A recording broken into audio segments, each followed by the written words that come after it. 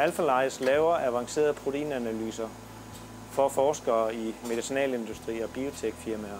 Vi har kunder i hele verden i alle mulige forskellige forretningsområder. Vi lever af at lave service af virksomheder, og det er et gensidigt tillidsforhold med kunden, så vi har brug for, at de lærer os at kende. Vi har brug for at drikke virtuel kaffe med kunderne.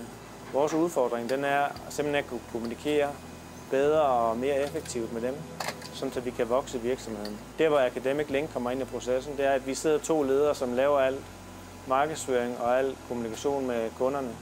Og vi får så mange henvendelser, så vi magter ikke den her opgave længere.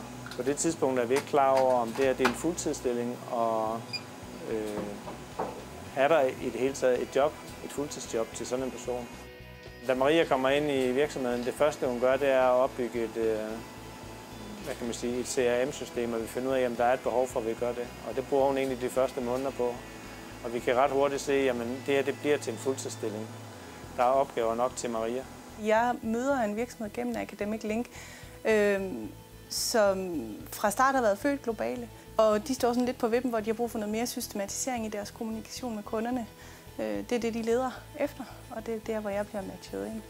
Academic Link har givet mig muligheden for at bidrage til at forme min egen stilling i forhold til de kompetencer, jeg har, og i forhold til de interesseområder, jeg har. Det, at vi har ansat Maria, har betydet, at vi vækster endnu mere nu.